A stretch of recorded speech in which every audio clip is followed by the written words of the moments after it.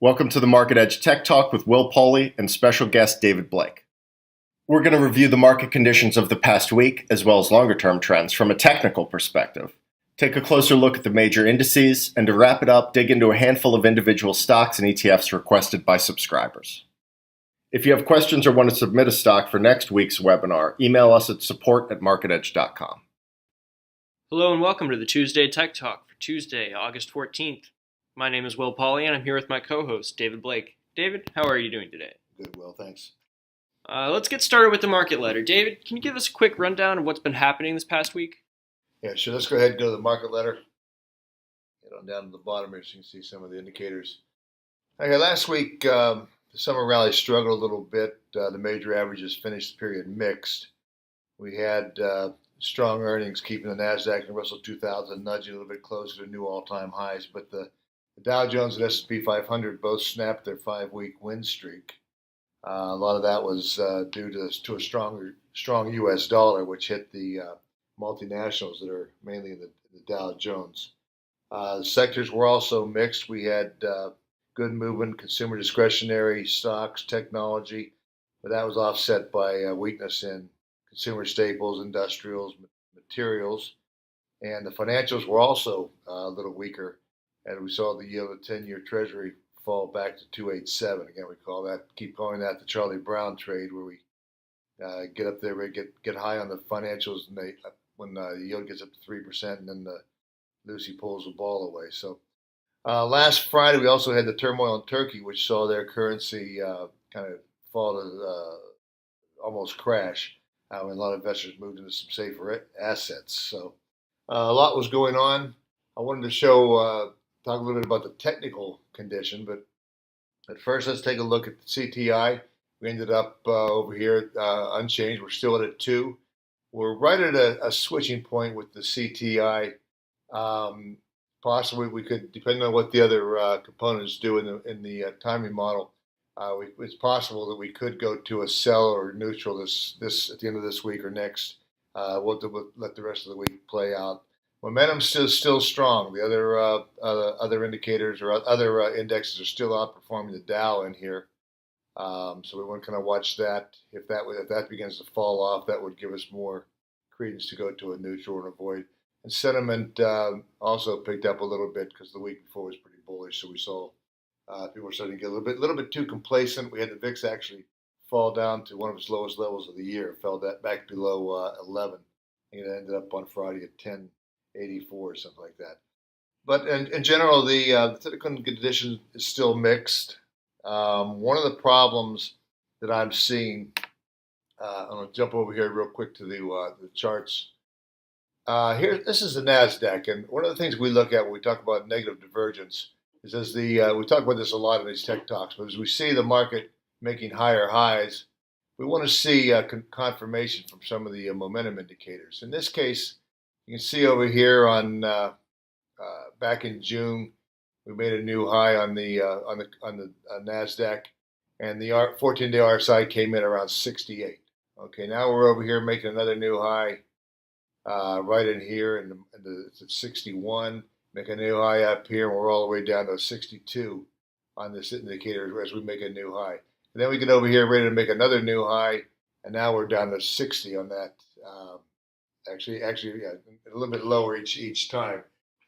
Generally, when you'll see negative divergence like that, you will see some type of a little bit of a correction, whether it's a short pullback or whatever. I'm not sure. This is the 21-day moving average where these last couple of days here, it's kind of held that moving average. Here's the 50. It's possible we could, for a third time in the last 45 days or so, get another retest of that 50-day moving average. So we want to kind of keep an eye on that. Back to the market letter. We also saw we had a gap down on the in Dow Jones S&P 500 on Friday. MACD also went negative. Well, that's a short-term trend, negative on the Dow Jones, the S&P 500. Not real negative, but it did have a slight crossover. We saw the Russell 2000 come down close to its 50-day moving average. In fact, it actually traded below that yesterday. Philadelphia Semiconductor Index also gapped down below its 50-day moving average on Friday. It did bounce off of support of the 100-day moving average, which it needs to do that. We want to keep an eye on the SOX. If that begins to show further weakness, that would also be another red flag that we'd want to be aware of. That would mean the broader market may be getting close to a market top as the CTI gets ready to flip over. So we'll kind of keep our eye on that. Mentioned the last couple of weeks, also showing some negative divergence is the internal breadth, which is a lot weaker than what I'd like to see in a market that's looking at new highs. The NYSE at AD line did make several new highs early in the week, but it's fallen off towards the end of the week. NASDAQ also showing some weakness. And we'll look at some of these indicators in just a second. On a positive note, we are seeing leadership by the Dow Jones Transports and the Russell 2000 until last Friday, which is bullish for the broader market. Now, we did see the Russell 2000 tends to be a leading index, and we did see some, it kind of led the broader market higher. We want to make sure see if we can have the broader market have it. We want to watch to see if it also pulls the market down lower. Thanks, David. Let's move on to the market recap and look at some of these internal breadth indicators.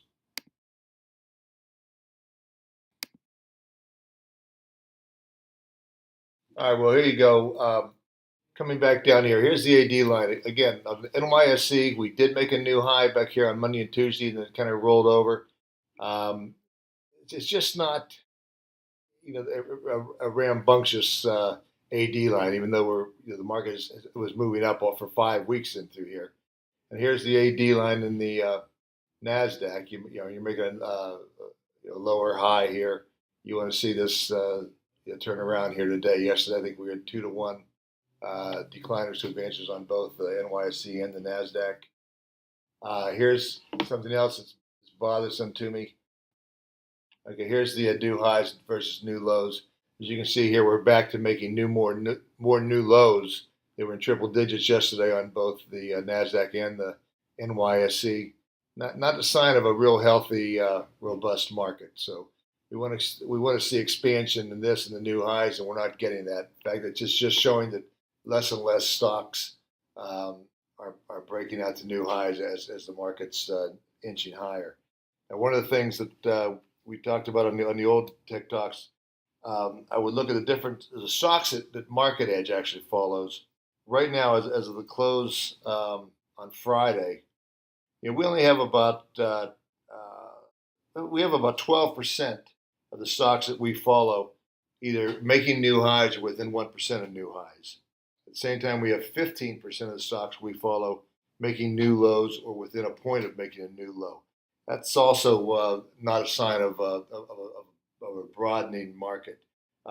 Back when the summer rally started, we would be closer in a strong rally where you have about 25% of the stocks that we follow at new highs or within 1%, and you'll have only about 10% of the stocks are making new lows or within 1%. So the narrowness of the rally is still bothersome.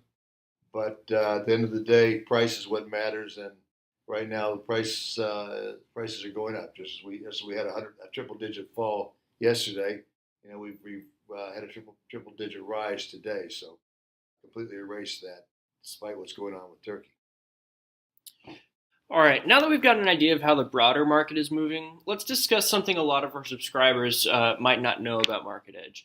A lot of people think that Market Edge is only a technical analysis site, and while we do offer primarily technical analysis, we do have a lot of fundamental analysis wrapped into some of these packages as well. So why don't we take a look today at some of our modules where subscribers can find trading ideas that incorporate both fundamental and technical. I will. Basically, what we want to do on these modules is, most of the subscribers feel that we are a technical analysis site. However, we do bring in some fundamentals, and what we try to do with that is we will get some of the different modules where we incorporate fundamentals with the technicals and kind of give the subscribers the best of both worlds. We give them something that's strong fundamentally, something that's strong technically. A couple of the modules that we can go to, if we could click on trading ideas. One of them we get a lot of people calling in is Money Runner. Now the Money Runner module, what we try to do with this is we get a list of stocks that have been upgraded over the last 30 days by one of the major wirehouses. And by that, I mean the Merrill Lynch, Goldman Sachs, Bank of America. Well, that's Merrill Lynch, UBS, something like that. And we put it in a list. And then what we do is we run our second opinion against that. And when we upgrade one of the stocks that in that list, we'll bring it up here. Here's today's buys. Okay, we don't have any new buys today, but let's take a look at the current buy list. So what we do, we keep a running tally of this. We have about 29 stocks that we've upgraded over the last, in this case, since the list started over here. Since actually, here's one, First Banco has been here since last December. Now we put the stocks on here when they got upgraded to a buy, and then we remove them from this list when they get a score ranking of -3. Okay, so that way if they're going to run, they're going to run. As you can see here, the longer they're in, the better performance they've had. Here's this First Bancorp has been in the portfolio or the money runner thing as a long since December 27th. We're still long. It's up 63.5%. Nice run in here. Here's AVAV, upgraded in April, up 42%.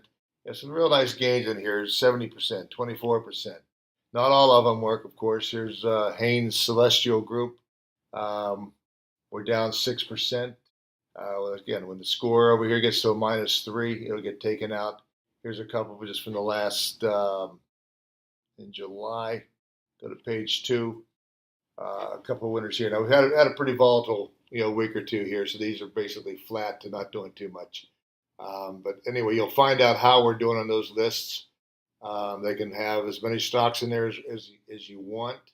When they remove from the buy list, we go over here, and here's just an idea of some of the stocks that have come out of here recently. Domino's Pizza. These are usually good companies that are fundamentally sound. Tiffany's, Penn National Gaming, here's Wayfair, Barton Marietta, Juniper Networks. All good companies that have been in this list. If you're going the other way when we're bearish on the market and you want to find some shorts, here's a couple ideas for you there.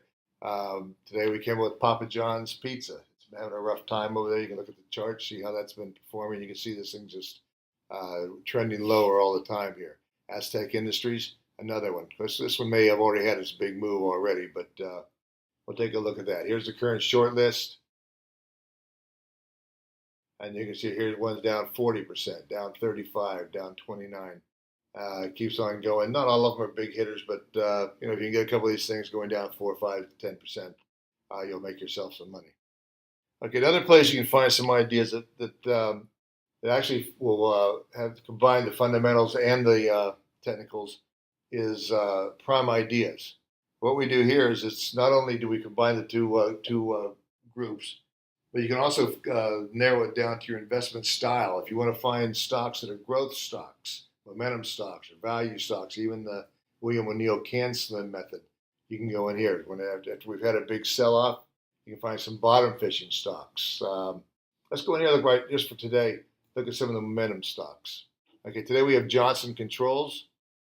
It came up as a buy today.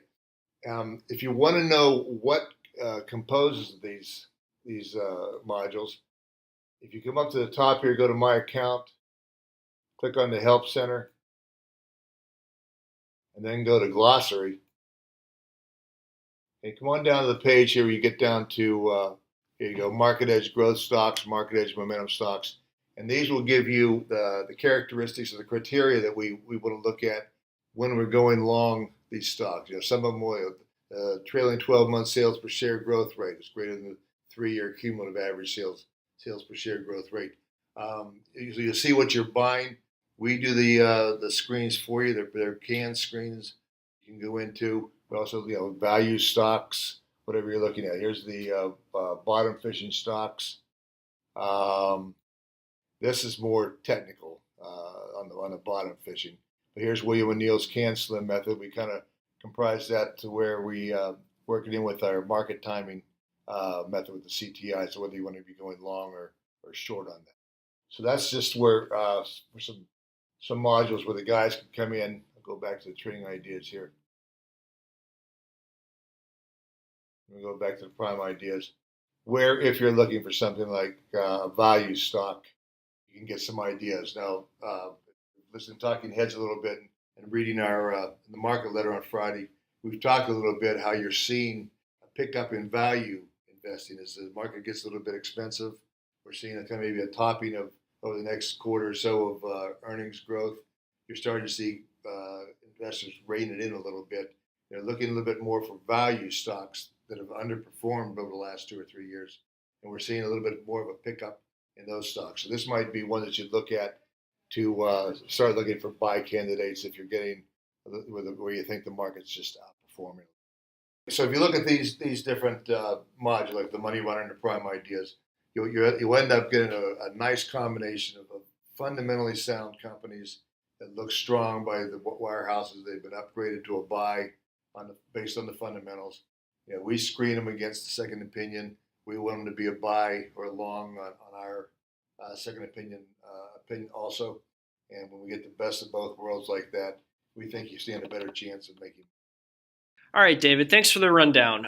We've had a volatile couple of days here. Is there any insight you can provide about this week's trading?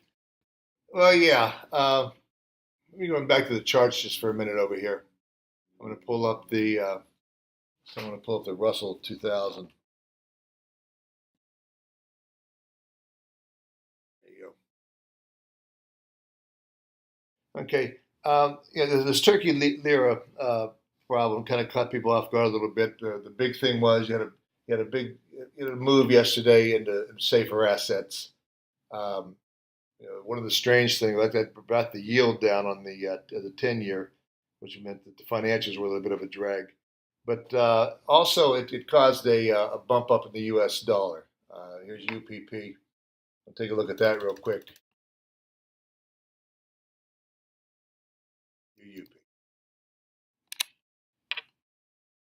This is an ETF of the U.S. dollars. You can see over here where you start to get this the Turkey currency crisis. You've seen a big spike up in the U.S. dollar. That again is a flight towards safety.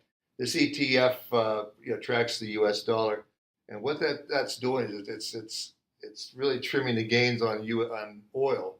It also is bad for emerging markets. Emerging markets, when they get a strong dollar, they tend to go down. You'll see some of the things like EEM maybe going down. Here's an emerging market ETF.